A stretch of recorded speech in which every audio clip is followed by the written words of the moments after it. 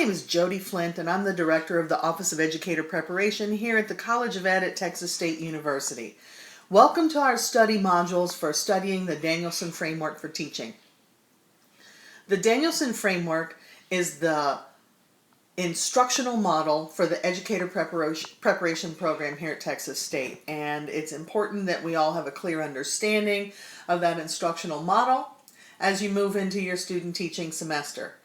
Now, some of you may be familiar with the Danielson Framework through your block courses or in other coursework that you might have taken, and if so, that's terrific, because then this study will be a reinforcement and will serve to strengthen your understanding. If you're not that familiar with the Danielson Framework, this study is critical because it will lay the foundation for you and your conversations with your university supervisors through your student teaching semester and beyond. The study modules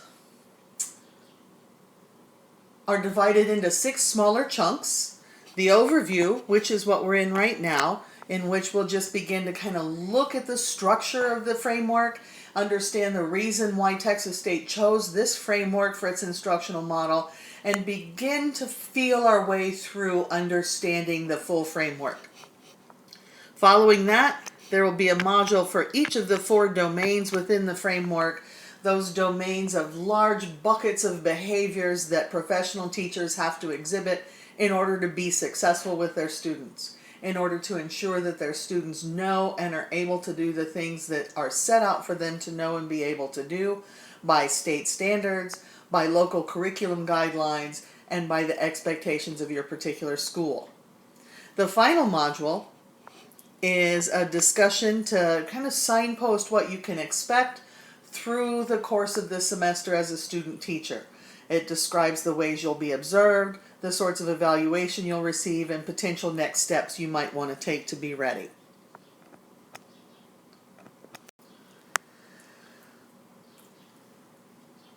As you prepare for these modules, you of course went in and downloaded your study modules. That provides a note-taking page for you as a PDF available on our resources website. You also downloaded and printed a 4-page instructional model for education students. That's the changes and modifications that we've made to the Danielson Framework to encompass the work of learning to teach rather than the work of practicing teachers. And then finally, you want to make sure and have the full framework for teaching downloaded and available. I wouldn't suggest printing it. It's a pretty lengthy document, but the PDF is pretty easily downloaded and kept on your desktop for reference, and it's going to be an important reference for you through these study modules. The things that we hope to make happen through the course of these study modules, take just a second and read through these 4 learning expectations on the slide.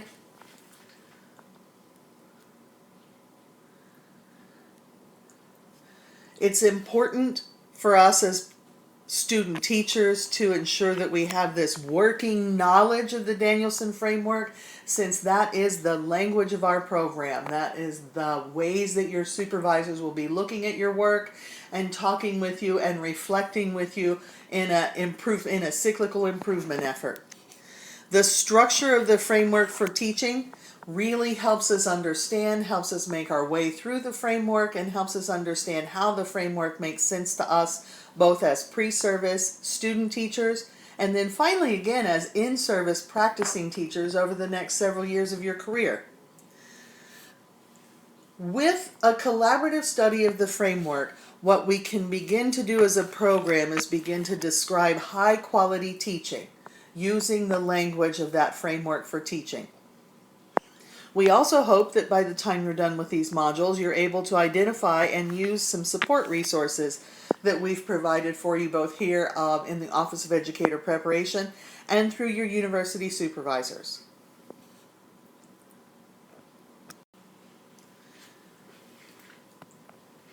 Several years ago, the College of Ed was going through a national accreditation process. And one of the best things about those sorts of accreditation processes is it drives us to dig deeply into our program to examine fine-grained details and data about the quality of our program, and to offer it up to other people, to the national organizations for suggestions or areas of improvement. And so one of the programmatic needs that was identified in this earlier accreditation was the need for consistency and in both practice and documentation of the ways student teachers are observed. At Texas State, we deploy almost 800 student teachers every year, and we use dozens of university supervisors to provide the observations and support necessary for the student teaching semester to go successfully. A need was identified for the program itself to provide consistent practices, consistent ways for your university supervisors to document your observations and to have conversations with you about improvement during the course of your practicum. Danielson Framework provides that consistency. The Danielson Framework also provides some consistent mentoring practices among the university supervisors. We are using these modules to bolster and to lay a foundation for your conversations with your supervisors through the course of the semester. For any program of our size to improve, we needed to make sure that we had some level of alignment among the ways we looked at our student teachers, the ways we evaluated our student teachers, the ways we expected everyone to reflect on their practice, and the processes for that reflection. The Danielson Framework really serves as a foundation for all of those programmatic needs. The Framework for Teaching provides us several really important things for our program. It provides a comprehensive picture of the complex task of teaching. If you're an elementary school teacher, you're in a classroom with dozens of children every day, ensuring that they have the full breadth and depth of content knowledge that they need in all the core content areas plus the extras. If you're a secondary teacher, you see more than 100 students a day typically. And the complexities of dealing with all of those different individuals, their individual needs, and helping them to meet the standards of your course and your content is really a complex job. And the Framework for Teaching provides a comprehensive picture of that work. It also provides a common language for talking about teaching among your university supervisors, among faculty, among program staff, and the Office of Educator Preparation. We're all kind of speaking the same language. As you dig into the framework, you'll see that it also provides a very clear roadmap for planning, which is helpful even for the most veteran teachers.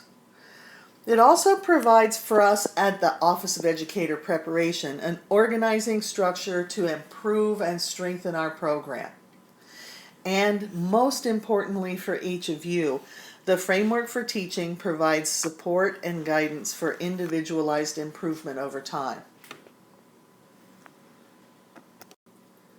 Let's take just a second and look at the intersection between the Danielson Framework for Teaching that we use here at Texas State and the Texas Teacher Evaluation and Support System that's being implemented across the state in the 16-17 school year. If you want to, on your notes, you can just kind of divide this page with a vertical line. And then what you'll notice is that there is relative correspondence between both the Danielson Framework and the Texas Teacher Evaluation System.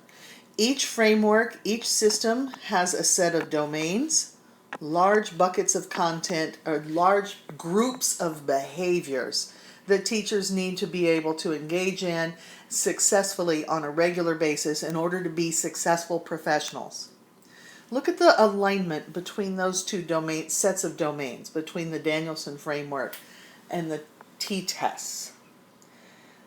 There's pretty clear overlap of responsibilities. And then if you notice also, the Danielson Framework provides a rubric, some stages of competence or performance levels.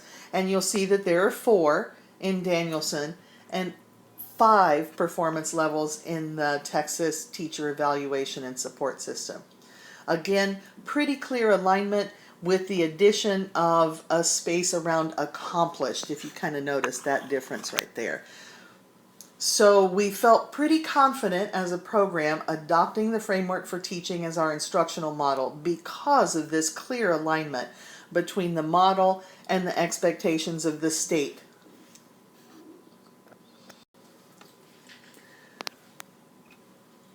The framework takes those 4 domains and divides them into 2 groups. There are the observable domains, which is if you imagine talking with your family about your job as a teacher. Imagine Oprah having a show about teachers. When you imagine those things, you imagine the things you can see and hear in both the classroom environment and in the particular actions of teachers to provide instruction. These 2 domains are observable. They are the cultural expectation for teaching in this country. And then the ongoing side of the framework, domain 1 and domain 4, if you kind of imagine in The Wizard of Oz when Dorothy and her colleagues are visiting Oz and Toto pulls back the curtain and you see the little man behind the curtain. These 2 domains are about that ongoing work behind the scene. The work to get ready for instruction, the work with other teachers, the work with parents and with administrators and with district groups to provide programmatic and systematic change. All of those behaviors, both the planning and the responsibilities as a teacher in an education organization, those are also described in this framework, and we think those are important to note. There are supporting layers that really help us understand what those domains look like and sound like, so that we're not just talking about planning and preparation. We are actually digging into the component pieces of each of the domains. And within each of the component pieces, we have specific elements provided by the Danielson Group and specific indicators that are the ways we will be looked at. Those indicators are descriptions of what it will look like and sound like to perform these components well in order to fulfill the expectations of the domain. The elements and indicators, as we look into this framework more deeply over the series of modules, the elements and indicators are the descriptions of specific actions and behaviors that teachers need to take, and what those specific actions look like and sound like for us as professionals over time, through the course of our profession. As new programs and new concepts come into the teaching profession, we may start over again at the baseline and have to develop our proficiency, but the elements and indicators are parsed out into a rubric that helps us see how a professional will develop those skills over time. Each of these layers are critical to understanding the full expectations of the profession, so it's not okay to separate these layers from one another.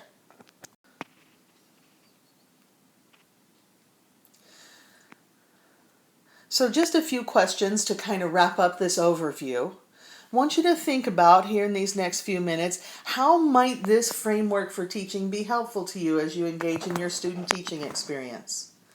Well, in one way, it provides a map for you as a planner, as a professional. It provides a map both in what you need to do and in how you might need to develop over time. It provides a way for us to monitor and take a close look at your teaching practice, as well as provide some language for that. And so this is kind of a magnifying glass, if you can imagine that. And it also provides a way for us to measure. A common measuring stick for you during your student teaching practice. So it provides a map for planning, a tool to monitor, and a measuring stick to hold ourselves accountable for professional growth over time. Another question to think about: how might it be useful or beneficial for you and your university supervisor to have the same expectations for what high quality teaching and learning looks like in your classroom? If you and your supervisor have the same expectations, then the likelihood is that all of your efforts are going to be pulling in the same direction. That increases the likelihood of you being successful in your student teaching practice. And then finally, just as a personal reflection, which portions of the framework structure so far, the domains, the components, or the elements and indicators, do you think would be most helpful to you in your student teaching experience? Or maybe it's domain 1 around planning and preparation. Perhaps it's domain 4 around professional responsibilities. Think about that from your own perspective right now before you move into the next module, and we'll see you there. Thank you.